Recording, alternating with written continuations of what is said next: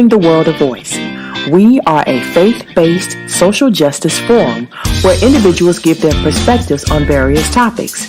It's an opportunity to express their viewpoint, their stance, and their angle on justice issues affecting the community and globally. Each episode features guests presenting their perspective on things like climate change, the church, urban farming, and food insecurity, all through a unique faith lens. Come check us out. Give us your perspective.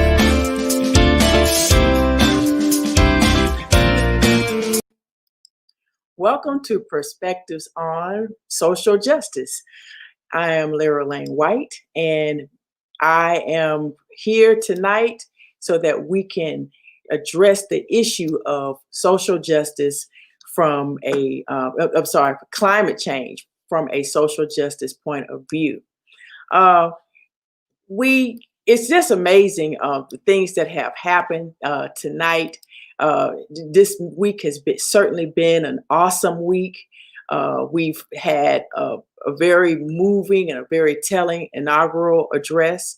And it's just been an exciting week in the world of climate change and the climate crisis. As a faith-based organization, we take every opportunity to present our social justice perspectives from a faith perspective. And tonight's show, as I said earlier, is focused on issues relating to climate crisis and the action plans of the new presidential administration. In planning for this segment, our goal was simply to talk about the cabinet nominees and what we felt the next step should be. But our jaws dropped and there was a collective exhale when just a few hours after being sworn in, this new American president of the United States signed a series of executive orders affecting the climate crisis, most notably, and we knew it was going to happen, but we didn't know that it was going to happen within a few hours. But most notably, he recommitted the United States, which is the largest contributor to global warming series in history. He recommitted the United States to the Paris Climate Agreement.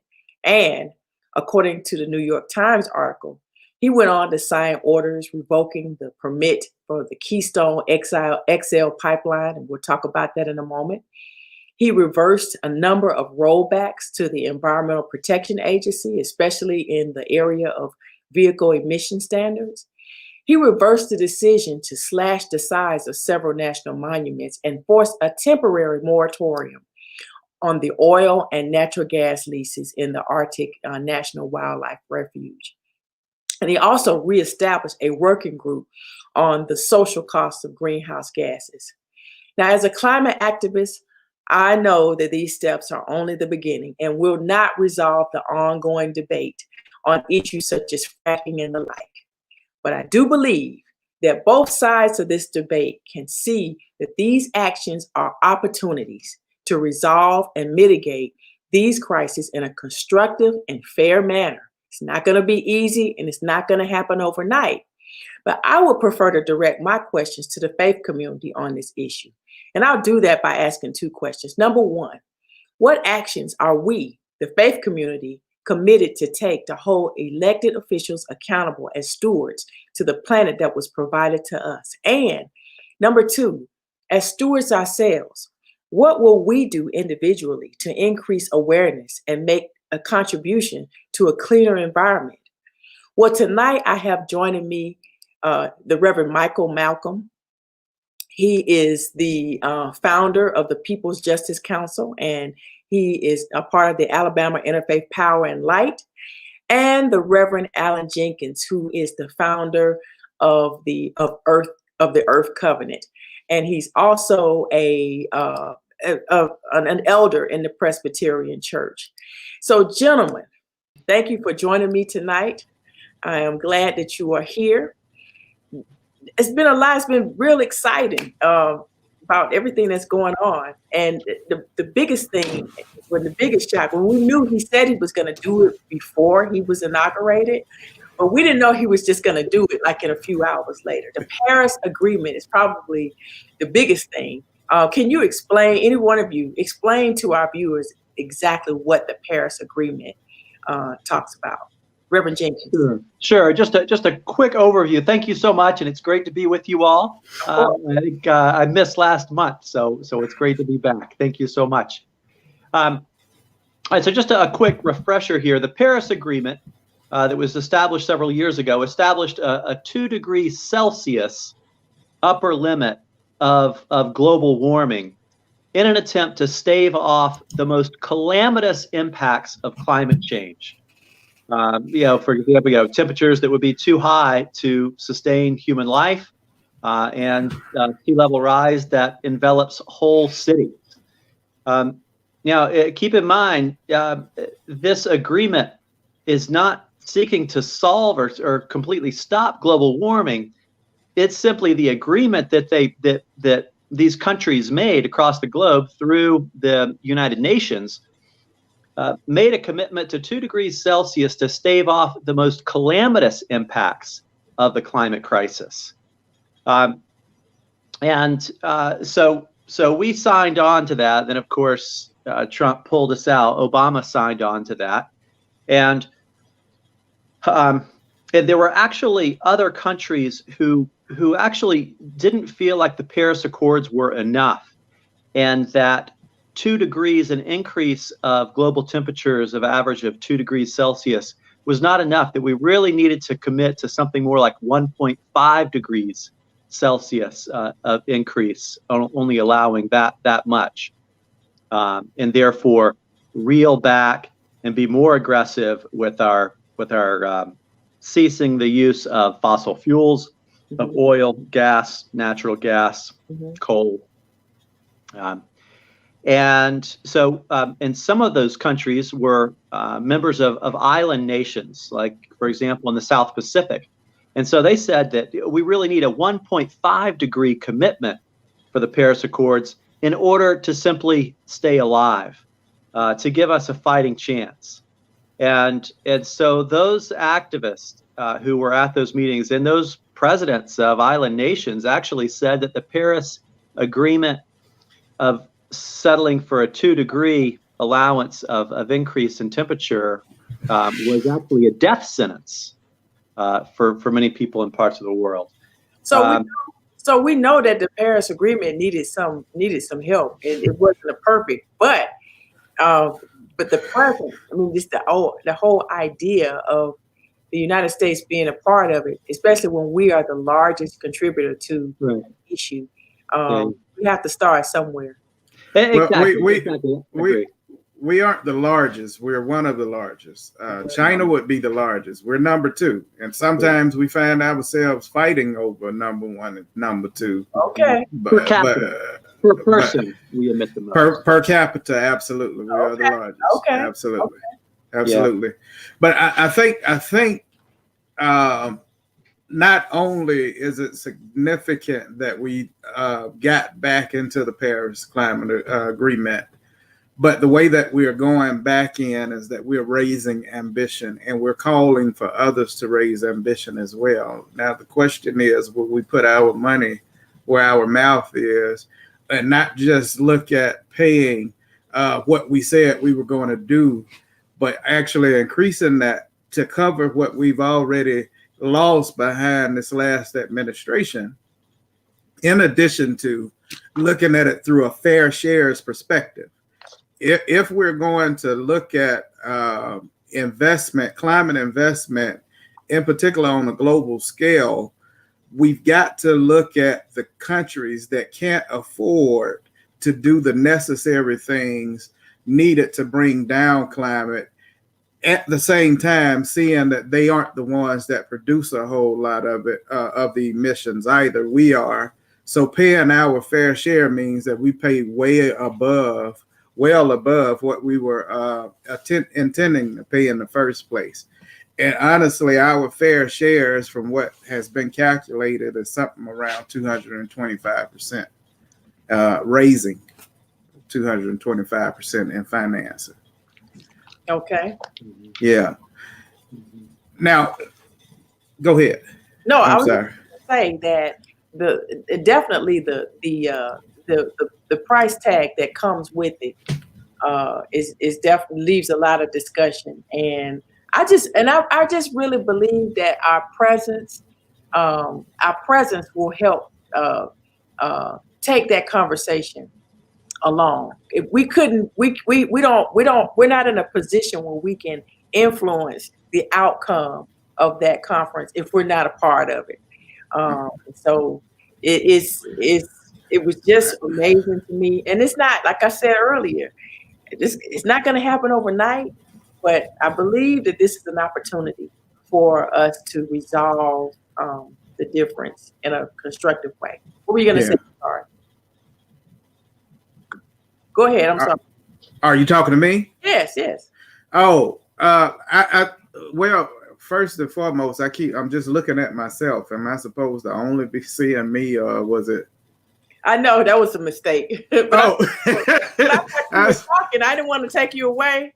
Now I was like, huh? No, but along the lines of what you were just saying, when we look at our fair shares, and the reason why I think that it's important that people lean in and hear this conversation, in particular, faith leaders and communities of faith, why it's important that you leaning in and listening to this conversation is because the incoming administration voted on a policy that they would do environmental justice and center environmental justice in their climate work. For us to rob people of their lifestyles and livelihoods because of our emissions, because of the things that we do here, people in Africa are suffering from droughts and floods and fires. Yes. It's important for faith leaders to stand up because that's an injustice. Right. And if we don't stand up, then who will? Right. So it's important that you lean in right now and hear what we're discussing, because this has everything to do with what you claim to be your faith. Mm-hmm. Yeah, if I could add, we talk about different places in the world that are much more affected by the climate crisis than many of us here in the United States, where we emit, at least per capita, the most global warming greenhouse gases in the world. For example, I was just having a video conference today with a Mayan young man in Guatemala, in northern Guatemala. They were hit with 2 hurricanes. Actually, these 2 hurricanes came through Nicaragua, Honduras, and Guatemala, and part of the Yucatan, southern Mexico. 2 hurricanes that came within a couple of weeks of each other, and they were each in and of themselves devastating. But I happen to be in communication and have spent some time doing some mission work in a particular region that was hit particularly hard and is by a river that ended up flooding twice. And so here I'm going to show you a picture. I don't know if you can see it well, but this is Moises Kaal. And okay. Moises Kaal is a young Mayan man, and he is still trying to repair his home. And so my church is sending him and his family and the church some funds to help him continue repairing. So it is very real, to say nothing of all of the impacts here within the continental United States. I love it. I love it. Yeah, that's why I asked that question. Like, what are we doing? What are we doing to mitigate the impact? While we talk on a major level about the Paris Agreement and the like, what are we doing in our own communities, in the faith community in particular? This is why I asked the question. We're all stewards, okay? The charge that we have to keep in this issue is making sure that we're making our contribution to resolving this conflict, because we're stewards over this green earth that was provided to us, not just to us, but to the generations that come after us.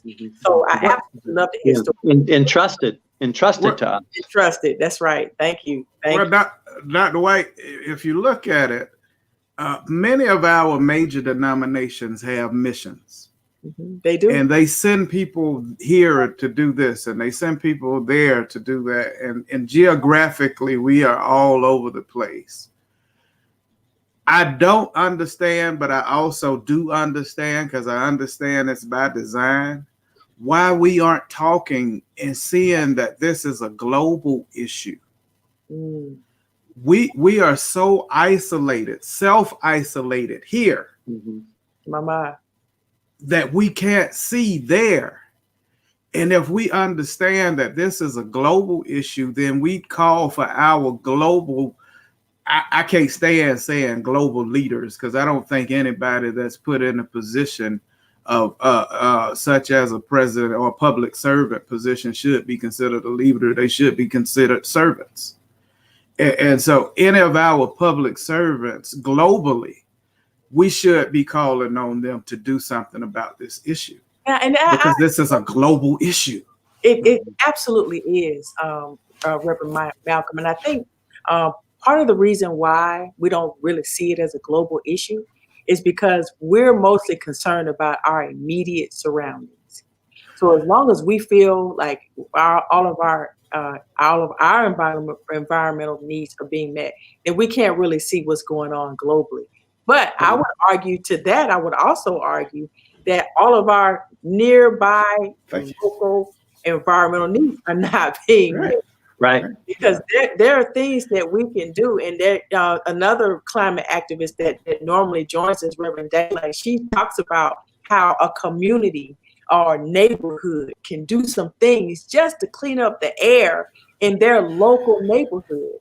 And they're totally unaware. I'm challenging all of my friends that live in Southwest Atlanta, from Fairburn Road, between Fairburn Road and Campbellton Road, to go better than that, Fairburn Road and Camp Creek.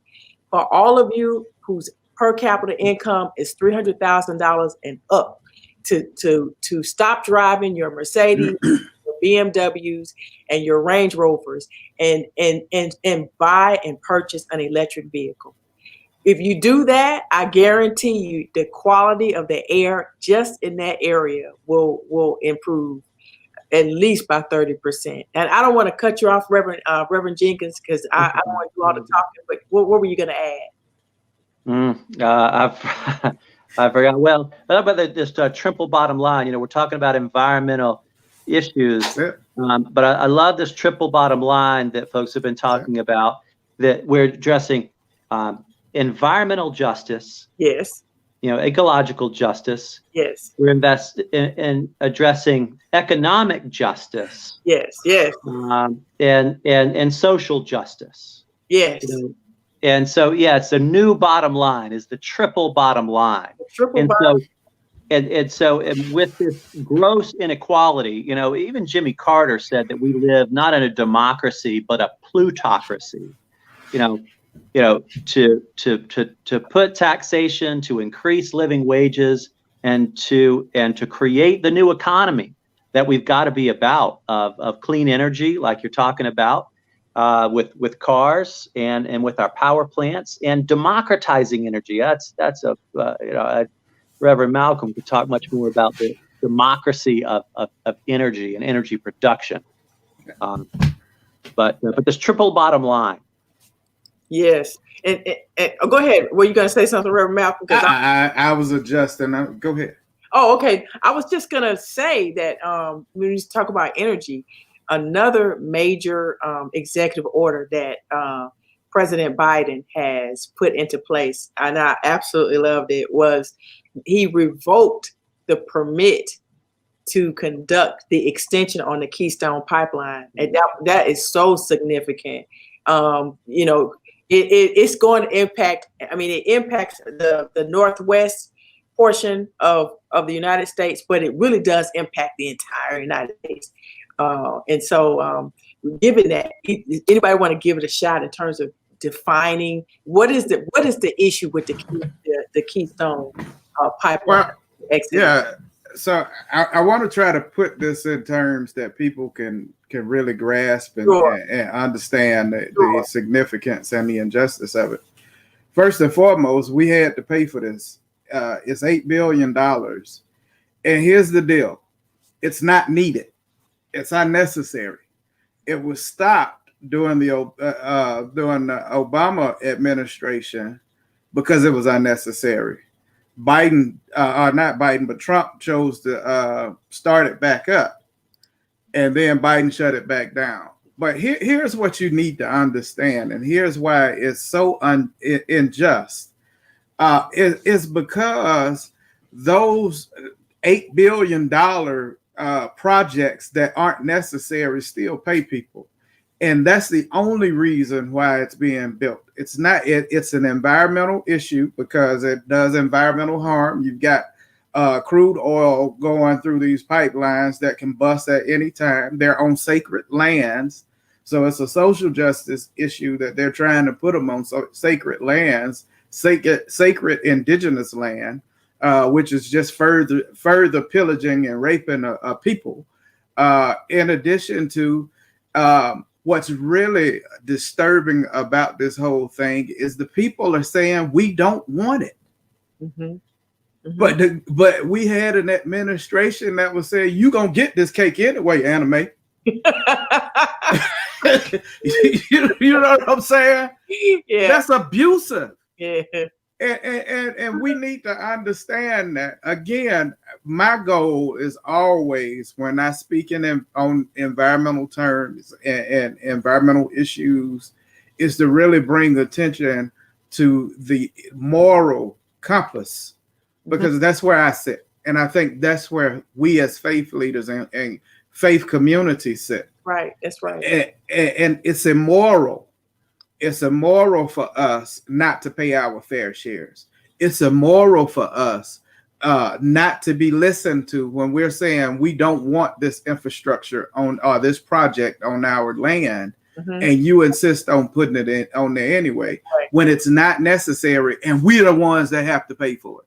Right. Well, and it's not just that, but it introduces a host of risk to the natural resources that the pipeline, where the pipeline is being generated through. So Native American lands. That's right. Correct. Again, these are sacred lands that they are. Once again, you move these people to these lands because you took their land. Well, then on top of that, you just continue to with this egregious disrespect because you're gonna now put this structure on this land when I've told you we don't want it, and these are sacred land. It's as if though they went and put a whole barrel of oil in the church. And just to construct it presents an environmental hazard. You know, they're desecrating these lands, and so that's part of that's a major reason why we don't want that extension, or that. It's not, and we're trying to get away from allowing crude oil to be a major resource for energy when it comes to motorizing our cars. Yeah, and those pipelines transmit what's called tar sands oil, which is you got to dig out of the ground, and it's incredibly inefficient. Mm-hmm. It takes a lot to process and to become gasoline to put in your car. Mm-hmm. That's a huge strike against it. We should also note that activists are so thankful or so excited that the Biden administration has signed on to stop the Keystone XL pipeline. But keep in mind too that there are two other pipelines that are in process: DAPL and Line 3. And so activists are still working hard. Indigenous leaders are still working hard to get the Biden administration to axe those as well. So the fight still goes. I just signed on to letter to the Biden administration, my organization. We just signed on to a letter today. I will get you that link. Great, Dr. White, so that way you can put it out with this as well, and people can sign up. Right. We can have individuals and organizations. Okay. I hope prayerfully some of the pastors that's listening right now will be able to sign on and everything. Okay. Yeah. Sounds good. Pastors and religious leaders came from all around the country to support indigenous people in at Standing Rock, where the pipeline was scheduled to go through. And people put their lives on the line, and they went to jail, they went to prison, and people from all walks of life and different communities of faith came from all around the country to be in solidarity with them. And so that solidarity needs to continue, of course. And last, I just say it's incredibly exciting that Biden is appointing Deb Haaland from the Laguna Pueblo to head up the Department of the Interior. Not everybody knows what the Department of Interior is. Can you talk about the significance of that appointment and why it's so important, especially for Deb Haaland in particular? Right. Well, Winona LaDuke, who is a long time known activist, Native American activist, she says that the Department of the Interior is like the Great White Father. It is a department of the federal government that oversees over 500 million acres of federal land, and which can include Indian country, Native American lands, and so they make decisions on contracts of mining from oil and gas and uranium. And of course, Native American perspectives are not often taken into account. And so to have a Native American woman, Deb Haaland from the Laguna Pueblo, to come into this position is huge. She comes from the Laguna Pueblo, which has one of the largest uranium mining histories in the country.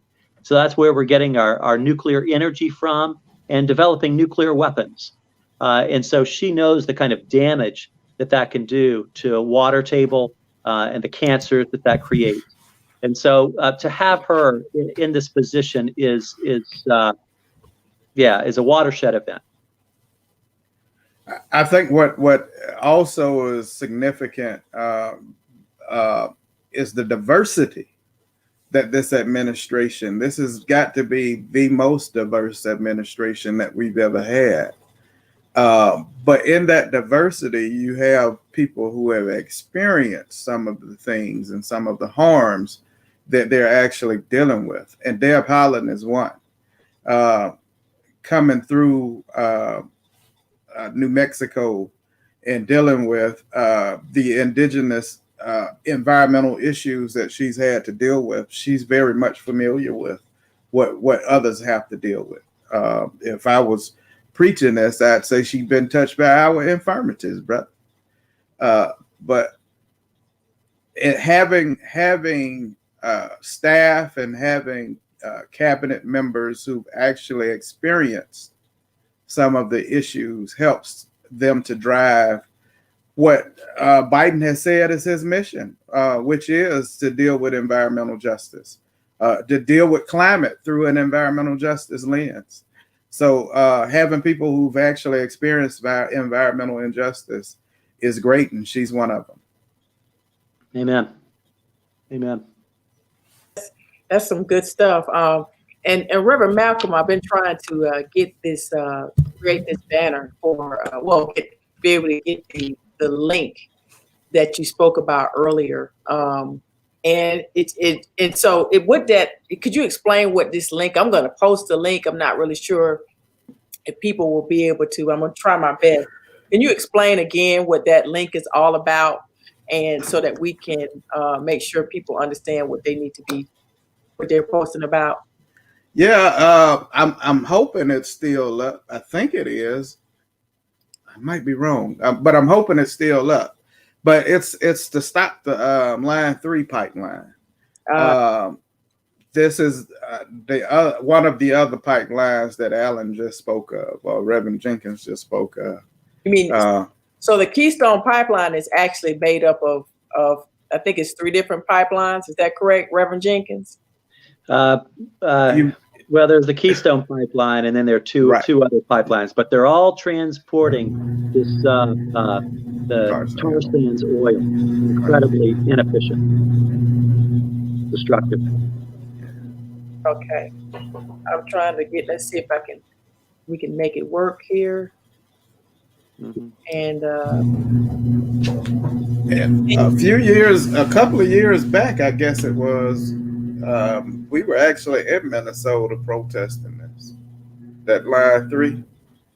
Oh, We wow. were in Minnesota protesting that. Yeah. Wow. Speaking with we were speaking with the city leaders, I believe. mm-hmm. Can't remember. Mm-hmm. It was somebody, but yeah, we partnered with some of the indigenous brothers and sisters that were there. Yeah. Awesome. Well, I think that rounds out our discussion. It's just so amazing to me that this president, this new American president that we have, is being very proactive and doing what he says he's going to do. It gives him a great deal of credibility, and it also it generates a tremendous amount of trust. I've even heard some of the leading Republicans in both on the state level as well as the federal level say that the fight between the Republican Party and the Democratic Party will continue on, but everybody seems to have a tremendous level of confidence in our new American president. And the apprehension, if there's any apprehension, is the greater Democratic Party, but certainly not in the actions or the intention of our new president. So that really, I'm really excited about that. Yes, Reverend Malcolm. Dr. White, real quick, along those same lines, I do think that we still have to be vigilant and we still have to continue to push for two reasons. One, just because we've got the people that we have elected in the seats that we have them elected in does not mean that we don't have the same lobbyists that have been in the ears of politicians and caused them to make votes that didn't protect people and didn't protect planet. So we've got to be vigilant about that. That's right. The second thing is, although we're dealing with the pipelines, and that's a good thing, there's still Cancer Alley that has been set up long before those pipelines got there that is being overlooked and ignored.